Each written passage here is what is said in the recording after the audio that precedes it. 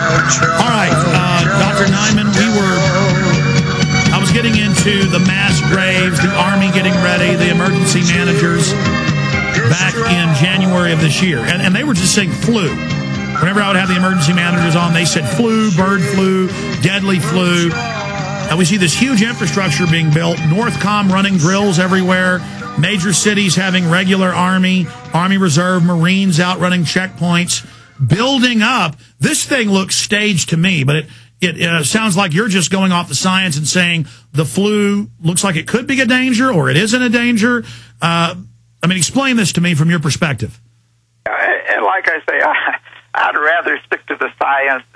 Getting to pandemic preparedness and the political side is kind of a little out of my area of expertise. But just as a comment, that the issue of potential pandemic from bird flu has really been at the top of a lot of lists going back to 2005 or so.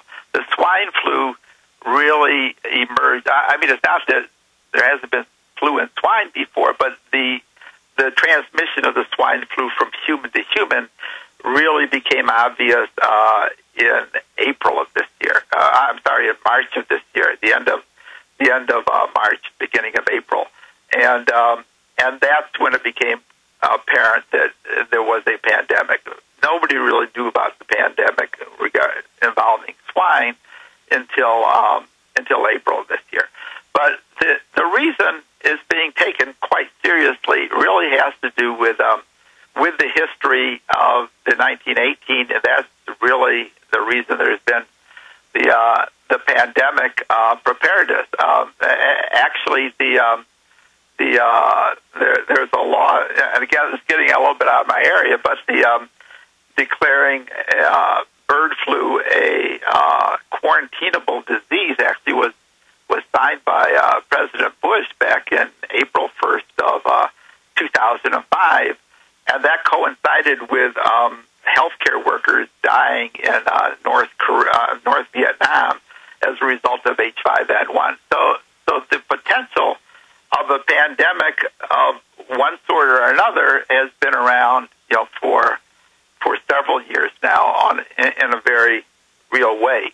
But the swine flu is kind of a different, a little bit different than the bird flu. It's harder for the birds to jump to humans because that's avian to mammal. It's much easier for swine because that's mammal to mammal. So it is quite a bit different from one species to the other, but it is a species jump. And that is what is causing the concern. And as far as the numbers are concerned, they're quite a bit higher than 200 as far as deaths are concerned. And they're... Well, hold on. Doctor, let me stop you because I can pull these numbers up, and I'm not saying you're wrong, but the CDC 3 weeks ago said they're going to stop reporting flu fatalities with the swine flu, as it's known.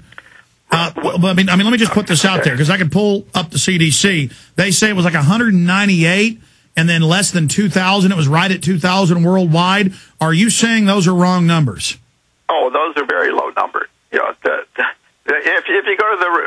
you go to the flu tracker, just Google flu tracker.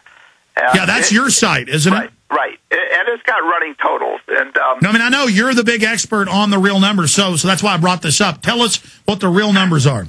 Well, the real numbers. Well, here's a number that'll probably get your attention. In Argentina, in the last month or so, there have been probably over 1,000 that have died in that country alone in just the 1 month period. The official numbers, yesterday Argentina came out with official numbers and said that there were 337 dead, and they said there were 400 more that were dead but hadn't been tested. So they admitted on their government website in Argentina that there were likely to be over 700. I've got boots on the ground actually in Argentina, journalists who are actually doing stories for, it's again mainstream media, but they are on the ground, and I do get reports back, and they say it's over 1,000. So there's 1,000. Where are you getting your numbers? I mean, how are you getting your numbers? Because I keep hearing that it gets underreported some places, but other times they list it as a swine flu, but then later find out it wasn't? No, that's pretty rare that they list it as swine flu and find out it isn't. It's usually the other way around, that the people test negative and then they discover on autopsy that it was swine flu. The numbers, most of the numbers that are used to flu tracker actually come from government reports.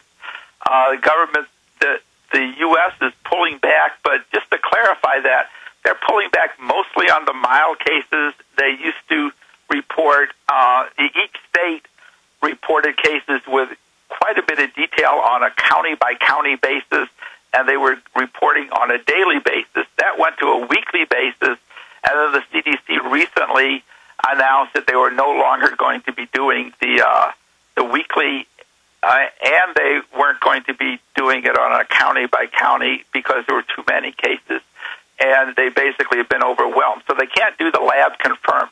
The cases I cited for Argentina actually comes from the government website in Argentina. It's written in Spanish, but it is, it's easily translated, and the numbers are quite real. And they just came out with an announcement yesterday. It's dated August 5th, and their numbers have tended to be low.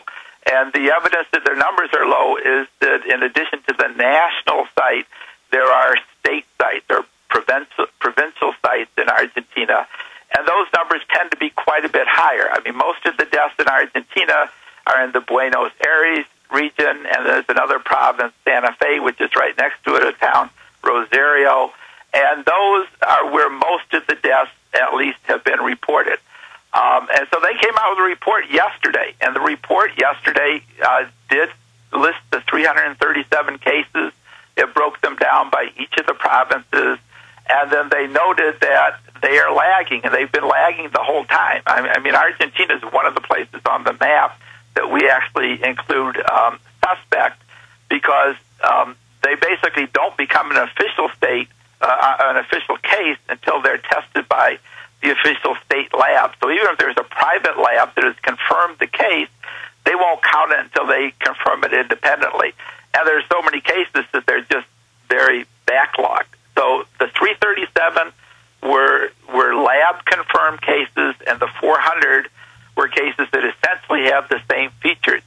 The flu, even though it's flu season in the southern hemisphere now, and so that's one of the reasons there's so much attention being played to the southern hemisphere, because it's cold and it's flu season, and is kind of a preview of what's going to happen in the northern hemisphere starting in the fall.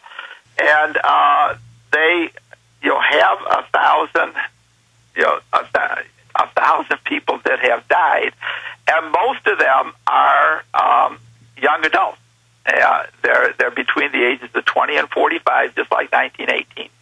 And about looking at your map, Doctor, is there any evidence this is affecting people who racially have more melanin in their skin, or is this appear that it? If you go and look at the map, you can see that right now most of the cases are in the southern hemisphere. So it's in South America, it's in Australia, and it's in New Zealand, and now South Africa is starting to catch up. Is that because it's their flu season right now? That's right. So they're basically 6 months off from us. So they are really, at the height of they're entering the height of their flu season. But what's interesting and what's the concern is that in places like Argentina, almost all of the flu is swine flu. So it basically has outcompeted seasonal flu. Normally at this time of the year, there'll be an H1N1 human, an H3N2 human, an influenza B. All of those are being displaced by the swine flu. Okay, sir, what do you... 99%. Sure, Doctor, that's a big number. Doctor, what then do you project as a tracker? What do you project the death rate is going to be like this flu season in the Western countries, A, and B, when do you see it peaking and then dissipating? Okay, well, the history from 1918 as a guide is it really started in the fall as far as changing over and becoming lethal. And therefore, the CDC has acknowledged that the number of cases in the United States is well over 1 million. and it really started at the end of the flu season. I mean, when flu really got going in the U.S., it was really in April and May, and flu season is pretty much over. The flu season pretty much peaks in February in the United States, and by April it's just about gone, and it's totally gone in May. In the United States, it's the same thing. 99% of any flu that's happening right now is the swine flu. In